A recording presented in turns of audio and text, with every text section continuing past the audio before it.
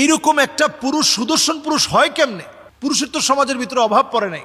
সুদর্শন পুরুষ বলতে আমরা ওই পুরুষদেরকে বলি যাদেরকে দেখলে সুপুরুষের মতো লাগে।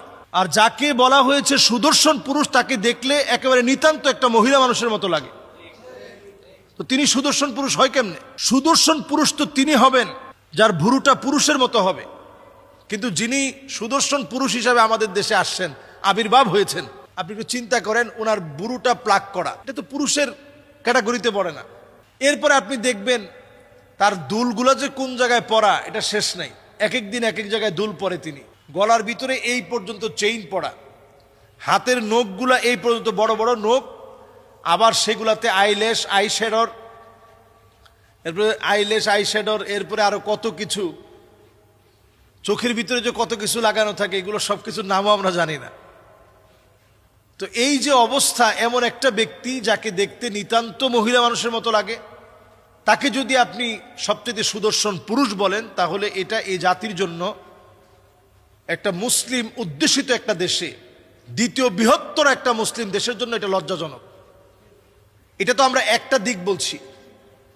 এবার আপনি দ্বিতীয় বিষয়টা চিন্তা করলে আপনি হতবাক হয়ে যাবেন। বর্তমান প্ল্যানই চলছে এটা, অ্যাডলফ খানের মতো ব্যক্তিদেরকে প্রমোট করে দিয়ে সমকামিতাকে হাইলি প্রমোট করা, এটা বর্তমান প্ল্যান চলছে। মানবাধিকার সংস্থার নাম করে জাতিসংঘ যদি বাংলাদেশে ঢুকতে পারে, সমকামী কোনো ব্যক্তি পুরুষ পুরুষ বিয়ে করেছে, এটার বিরুদ্ধে যখন কোনো আলেম কথা বলবে, সমাজ যখন জেগে উঠবে, তখন ওই সমাজ ওই আলেমের বিরুদ্ধে দাঁড়ানোর জন্য মানবাধিকার কর্মীরা তখন রাস্তায় নামবে এবং তার ব্যাপারে মামলা হবে, জঙ্গি হামলা হবে, জঙ্গি মামলা হবে, জঙ্গি তোকমা লাগায় দেওয়া হবে। আপনি আমি তখন কিছুই বলতে পারবো না, একটা কিচ্ছু বলার নেই। এই জায়গাতে নক করার জন্যই তারা একটা একটা করে একটু করে দেখে যে মানুষের ফিডব্যাকটা কি। অ্যাডলফ খানের মতো এরকম একটা নেহায়েত মেয়ে মানুষের মতো লোক কোন রকম পুরুষ হয়ে এসে বেঁচে আছে, তাকে যখন আপনি সেরা সুন্দর বলে যখন আপনি পুরস্কার দিবেন, সুদর্শন পুরুষ বলে যখন আপনি পুরস্কার দিবেন, এটার পরে আলেম ওলামাদের ফিডব্যাক কি, সাধারণ মানুষের ফিডব্যাক কি, তাওহীদি জনতার ফিডব্যাক কি, এটা তারা দেখতেছে।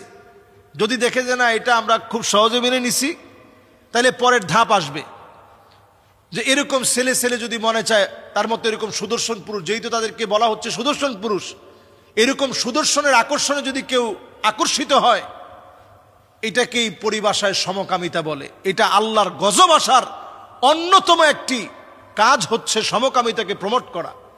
এলজিবিটি কিউ, হোমোসেক্সুয়ালিটি, এগুলোকে প্রমোট করার মধ্য দিয়ে আল্লাহর গজব এই জমিনের জন্য একেবারে নিকটবর্তী হয়ে যায়। আমি স্বচক্ষে দেখতেছি ঢাকার মধ্যে ভূমিকম্প আসতেছে। যদি বাংলাদেশে জাতিসংঘের মানবাধিকার সংস্থা যদি বাংলাদেশে যদি প্রতিষ্ঠিত হয়, আল্লাহর কসম এদেশে অনতি বিলম্বে ভূমিকম্প আসবে। দুনিয়ার কোন শক্তি ওই ভূমিকম্পকে আটকাতে পারবে না। ওই ভূমিকম্প আসতেছে। যদি আপনারা এটাকে সহজভাবে না নেন, আপনারা যদি মনে করেন যে আচ্ছা একটা সংস্থা হচ্ছে, অসুবিধা কি, এটা সাধারণ বিষয় না, এটা দেশটাকে ধ্বংসের দ্বার প্রান্তে নিয়ে যাবে। এই যে আমরা একসময় বিশ্ব সুন্দরী প্রতিযোগিতা হতো, আমরা প্রতিবাদ করতাম। প্রতিবাদ করার কারণে সেটা বাংলাদেশে এতটা নোংরামির পর্যায়ে যায় নাই, যেটা অনেক দেশে গেছে। এখনো যদি এগুলা নিয়ে কথা না বলেন, আমরা কয়েকদিন আগেই নিউজ দেখেছি যে ছেলে ছেলে বাংলাদেশে বিয়ে হয়েছে, প্রায় 1.5 মাস পরে এটা বোঝা গিয়েছে যে এটা আসলে একটা ছেলে। নানাভাবে সুকৌশলে এটাও কিন্তু সমকামিতাকে প্রমোট করার আরেকটা মাধ্যম।